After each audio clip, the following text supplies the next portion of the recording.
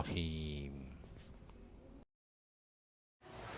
Kalau akhwat tidak mengajukan diri kepada seorang ikhwan untuk dinikahi, gitu ya, maka gunakanlah cara yang ma'ruf. Ada banyak cara yang ma'ruf, seperti misalnya satu, melalui walinya. Bilang saja kepada kakaknya, bapaknya, pamannya, atau kakeknya menemui lelaki yang dimaksud itu untuk bicara dari hati ke hati, menyampaikan maksud.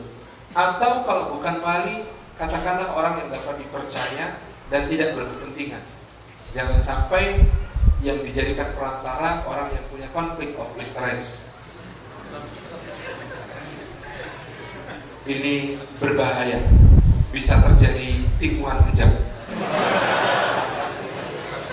Jangankan kita, ada sahabat Al-Mughirah bin Syu'bah itu disebut sebagai salah satu orang paling berakalnya Arab, paling cerdasnya Arab.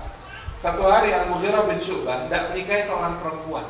Tiba-tiba kawannya seorang anak muda berkata kepada Al-Mughirah bin Syu'bah, "Anda yang akan menikahi dia?" Subhanallah. Loh, kenapa? "Saya pernah melihat gadis ini dicium seorang lelaki, wallah," kata dia. "Benar gitu?" "Iya." "Wah, Anda berani sumpah?" "Sumpah, wallah." Akhirnya tidak jadi dinikahi Al-Mughirah bin Syu'bah. Tidak lama kemudian ternyata pemuda tadi yang bilang agar tidak menikahi gadis itu karena pernah dicium lelaki lain, itu menikahi gadis itu. Ketika walimah, Al-Mughirah bin Syu'bah bisikin, "Loh, katanya pernah dicium lelaki lain, kok malah Anda nikahi?" "Iya, yang nyium itu bapak." Al-Mughirah bin Syu'bah ketika menceritakan, "Aku belum pernah dikalahkan oleh seorang pun di Arab kecuali pemuda ini." Jadi jangan sampai ada konflik of interest. Bisa melalui orang-orang yang kita percaya untuk menyampaikan maksud kita. Khadijah radhiyallahu anha menyampaikan maksudnya untuk dinikahi oleh Muhammad SAW melalui seorang perantara namanya Maisarah, yang kemudian menemani Muhammad SAW ketika berdagang ke negeri Syam membawa modal Khadijah. Gitu ya.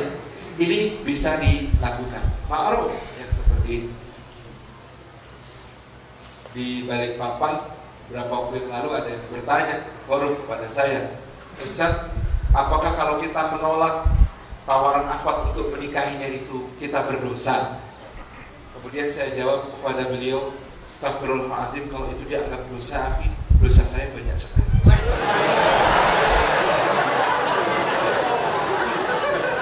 Enggak, bercanda ya. Ya bercanda itu harus benar, nggak boleh bohong gitu ya. Mencurigakan sekali.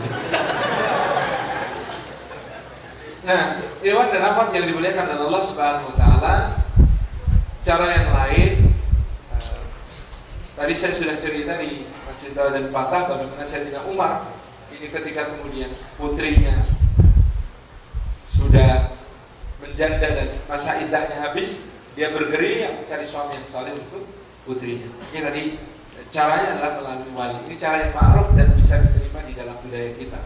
Pada masa Nabi SAW ada wanita yang menawarkan diri langsung kepada Nabi SAW. "Ya Rasulullah, berkenankah engkau menikahi?" Itu di forum. Kemudian ada seorang wanita yang berkomentar dari kalangan Ansar, "Gak tahu malu, masa gitu, gitu." Maka ada seorang Ansar yang kemudian menegur wanita yang mengomentari itu. "Diam kalian, demi Allah, wanita ini sangat mulia. Dia mencintai Rasulullah dan dia mengungkapkan cintanya, ingin berumah tangga bersama Rasulullah. Itu adalah satu cita-cita yang mulia dan tidak ada aib tentang itu. Daripada kalian gak jelas." Tapi saya kira hal se-ekstrim ini agak berat.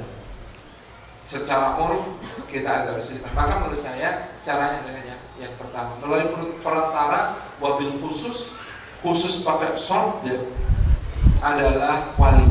Ini yang berwenang untuk memiliki akses ke sana. Emangnya yang mana sih, Uti? Bukan yang sebelah saya kan ya? Kalau yang sebelah saya sampaikan loh ini.